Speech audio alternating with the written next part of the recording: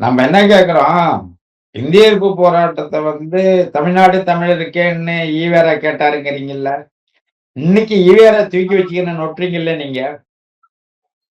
இப்ப இந்திய எதிர்ப்பு போராட்டத்துல ஈவேராவின் பங்கு என்ன? ஏன் கொண்டு வரல? காட்சிப்படுத்த வேண்டியதுதானே. 65 ஏன் ஒரு காட்சி போர்ல கூட ஈவேரா வரலைங்களா என்ன அப்படி? பங்கு எடுத்தாரு? ஆ? ஒரு காட்சி கூட அப்படி வரலைங்களா? நீ அத காட்சிப்படுத்தியிருந்தீனாக்கா, ஈவேராவ அங்கேயே போட்டு கீழ போட்டு மிதிச்சுட்டு வந்துருவானோ எல்லாம். ம், இப்ப 65 38 இந்திய எதிர்ப்பு போராட்டத்துல இவரு தலைமை தாங்குறாரு, இவரு போறாரு, பேசுறாரு. ம். ஆனா 65 போராட்டத்துல இந்திய எதிர்ப்பு பசங்கள்லாம் காலி பசங்க.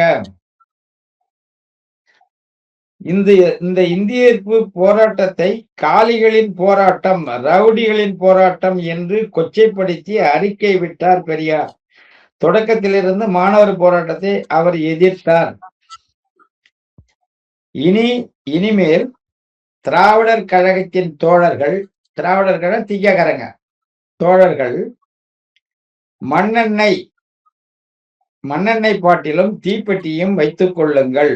போராட்ட காளிகளை கண்டால் கொளுத்துங்கள் என்று அறிக்கை வெளியிட்டார் பெரியார். எப்படி இருக்கு? எவ்வளவு தைரியம் இருக்கும்? இன்னைக்கு எதுக்கு எடுத்தாலும் திராவிட மாடலுங்கிறீங்க, பெரியாருங்கிறீங்க, தூக்கி பிடிச்சி நிக்கிறீங்க. ஏன் இப்ப இன்னைக்கு மக்கள் மத்தியில பெரியார தூக்கி பிடிக்காட்டி போனா உங்க அண்ணாவையும் உங்க அப்பாவையும் கருணாநிதியும் தூக்கி பிடிக்க வேண்டியதானே? அவர்களுடைய சாதனையை சொல்ல வேண்டியதானே? ஈவேராவை ஏன் இழுக்கிறீங்க? என்னைக்கு திமுகன்னு துவங்குச்சோ அன்னையில இருந்து உங்களுக்கு எதிரி ஈவேரா. ஈவேராவுக்கு எதிரி இந்த கண்ணீர் துளி பசங்க. அவரு அப்படித்தான் சொல்லுவாரு. கண்ணீர் துளி பசங்கன்னு தான் அவரு சொல்லுவாரு. அப்ப நீங்க தான் முதல் எதிரி. உங்களுக்கு அவர்தான் முதல் எதிரி. இப்ப ஓடி போச்சு. அவரு 70, 73ல அவரு இறந்த பிறகு,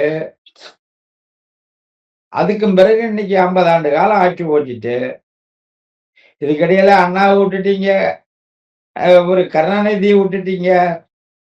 உங்களுடைய அடையாள சின்னமா ஈவேரா தூக்கி நிறுத்துறீங்களே, அப்ப இவங்ககிட்ட எல்லாம் எந்த சரக்கும் இல்லையா?